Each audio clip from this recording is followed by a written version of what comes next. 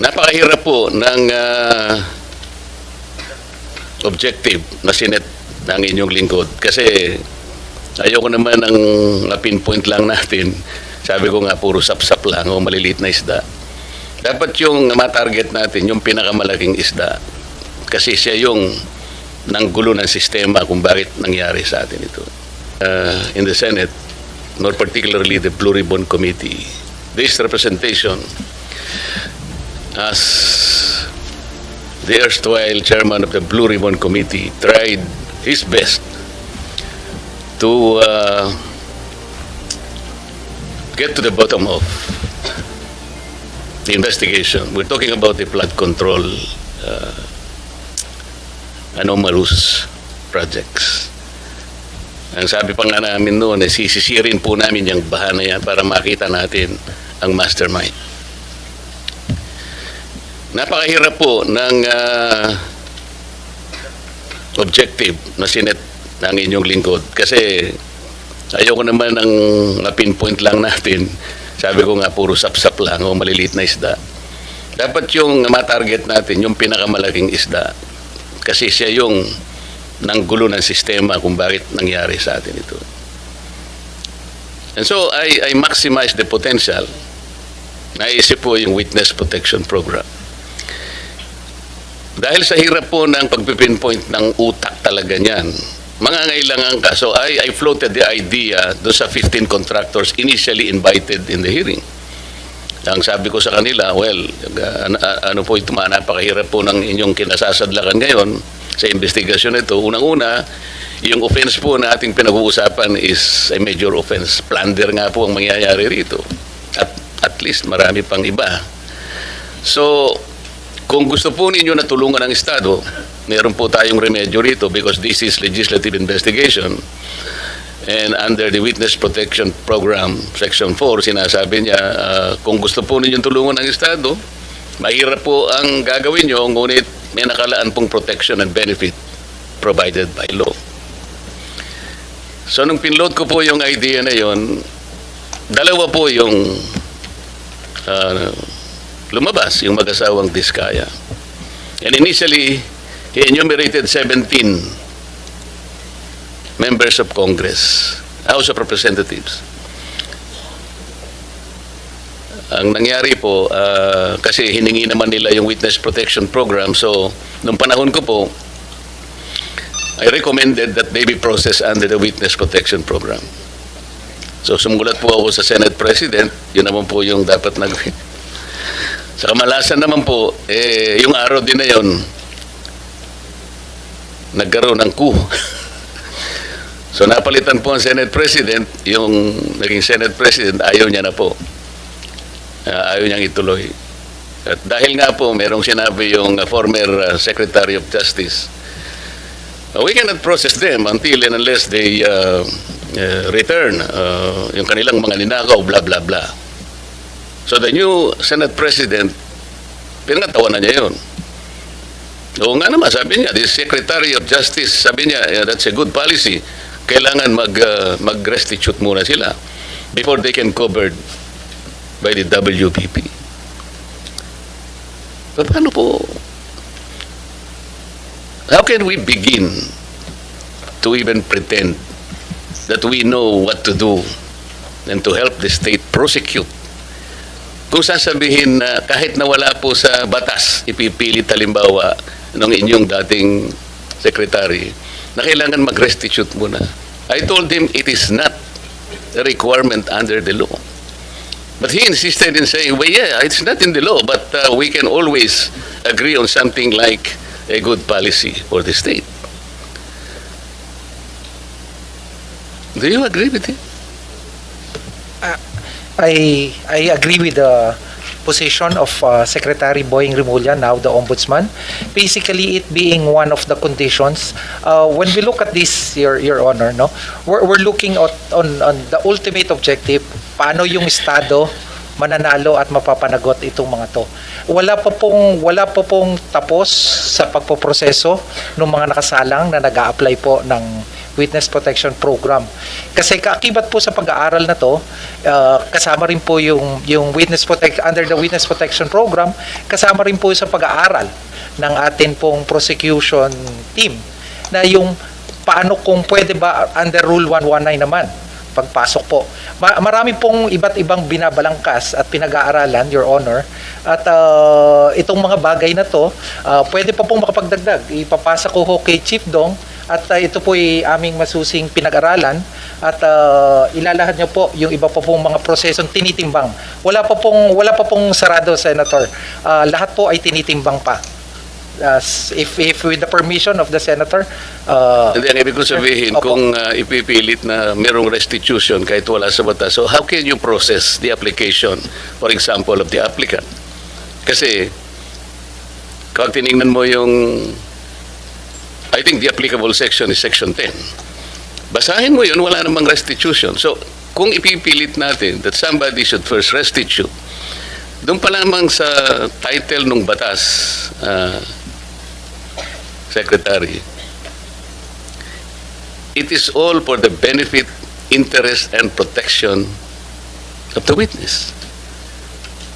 To burden him or her with additional requirement which is not in the law. Hindi ko ba intindihan? How can you agree with that? Your Honor, ang tinitingnan po dito ay yung pangkalahatan.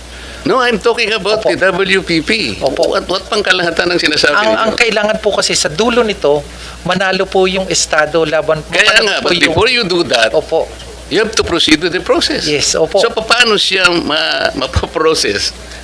Kung ipipilit po na mag-restitute muna, for example, ano i-restitute niya? How much? Sino magkukompute? How can it be done? Sino ang magsasabi na ganito ang dapat niyang i-restitute? Meron na bang ano? Meron na bang pronouncement? We are in the process of asking their help to identify yung mastermind. Opo.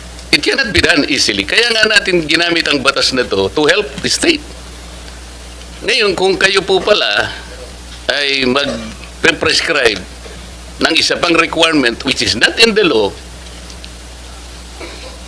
I cannot believe this. Ito yung dilemma namin kaya nung pinipilit niya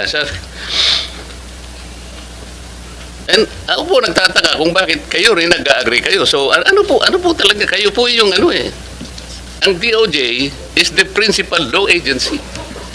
If the principal law agency of this government will not even understand the basic requirements of the law para lamang magkaroon ng nag-a-apply pa lang yung tao po Imagine, hindi man natin masasabi kung ultimately magko-qualify siya or even if he qualifies as a state witness, kung hindi niya naman nagagampanan ang tungkulin niya under the program, pwede mo rin siyang alisin So, the point, Mr. Chair, is they cannot even begin to be processed under the law kasi naglalagay po kayo ng requirement which has not been included by law. Sino yung mag-explain ulit? Sabi? May I be educated on that? Yes, Mr. Chairman. I just wanted to make an attempt to reconcile the debate on this matter. There's actually no inconsistency. First, it is correct that under Section 10, the law provides for the qualifications for a person to be qualified as a state witness. Nandun po yung materiality at absolute necessity ng testimony ng tao at corroborated po to on its material points by other witnesses and that he is not the most guilty. Okay. Now, under Section 5, which refers to the memorandum of agreement that has to be executed between the DOJ and the potential state witness, nakalagay din po dyan yung necessary matters that should bind the agreement dito po sa Witness Protection Program.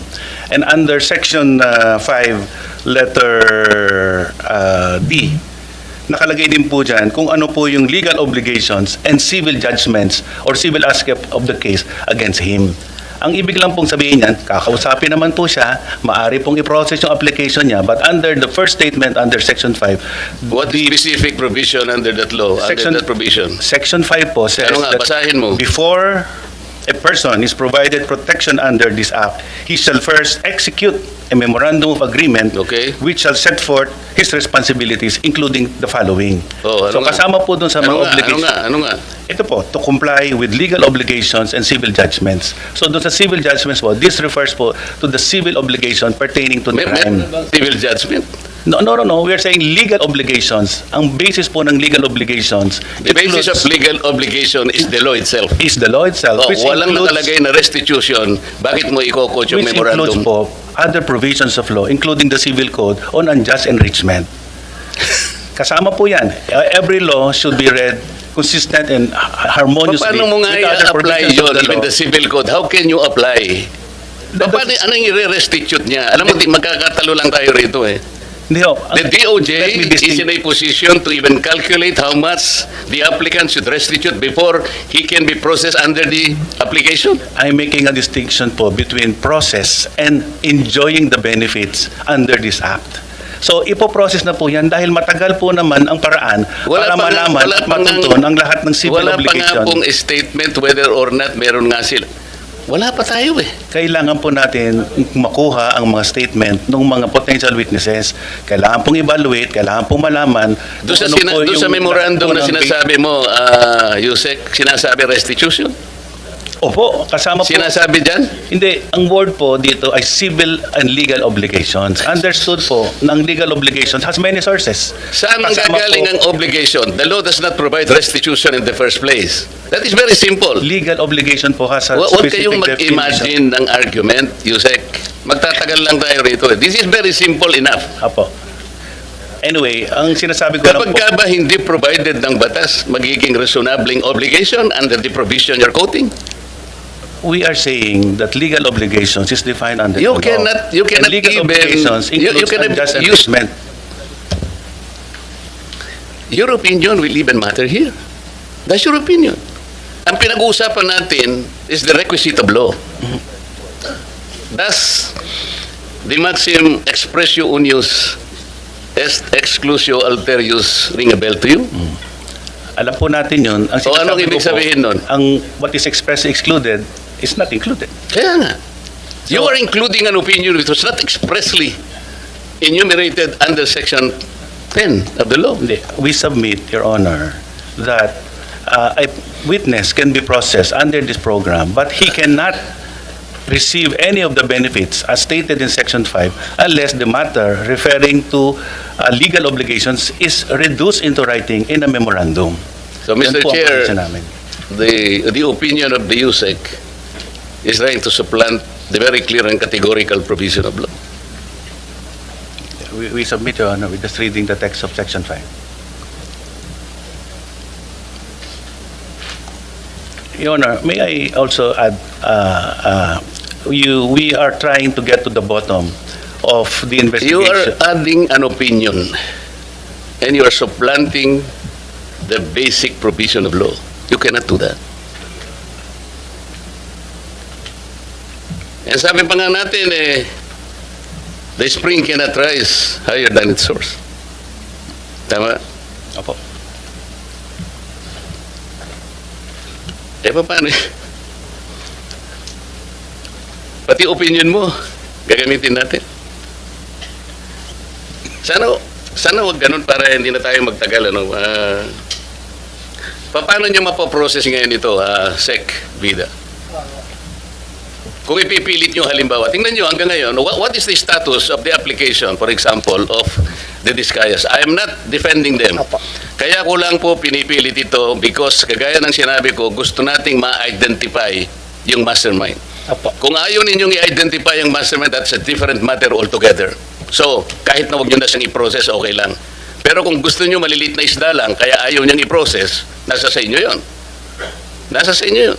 Kasi dito sa inyong presentation,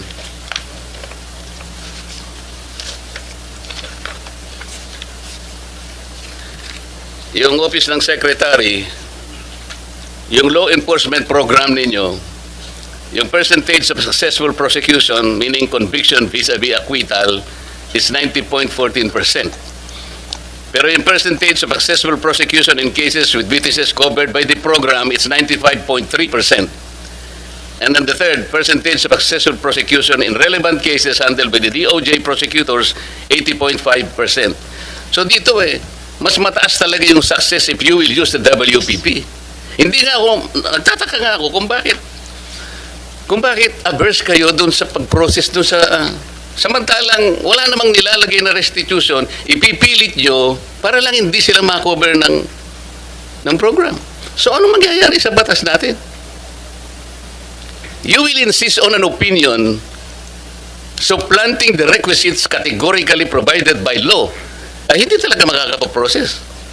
So pinipili nyo yung gusto nyo i-process. Paano natin? Sila lamang ang nakapag-identify initially ng 17 congressmen. At doon sa kanilang mga testimony, lumalabas na rin ang pangalan ni Saldico and Martin Romualdez. Ngayon, kung ayaw ninyong bigyan sila ng protection under that law, kaya siguro umayaw na sila sa ICI. So what is their status now with the DOJ? Are you insisting that they restitute? How much? How do you compute it? If I may, Your Honor. Oh, yes. If I may, Your Honor, to be consistent, the Department of Justice... No, you are not consistent from the beginning. Huwag mo sasabihin to be consistent. Okay. There is no consistency here. Sige po. Magkano ang gusto nyong restitute nila in the first place? Okay.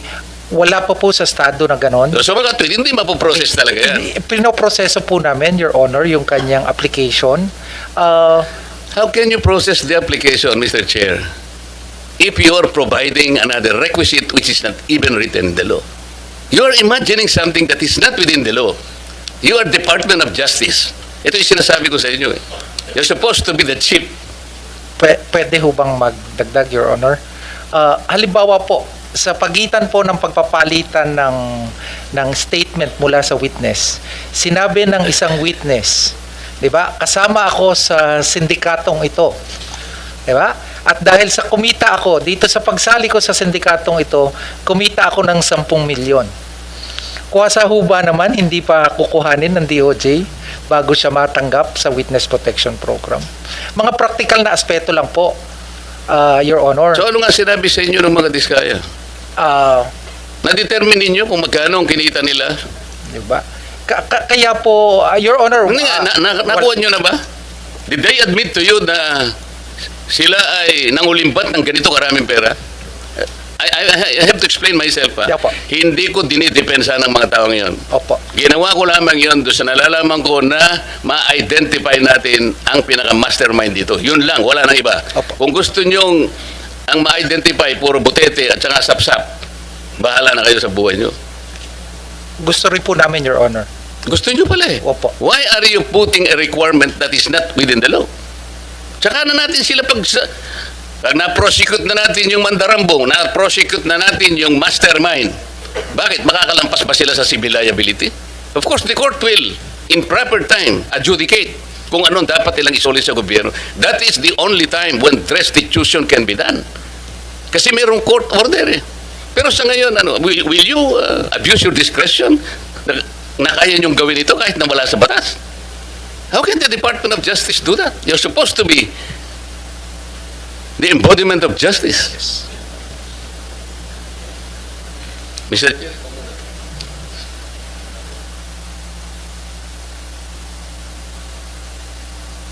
Thank you,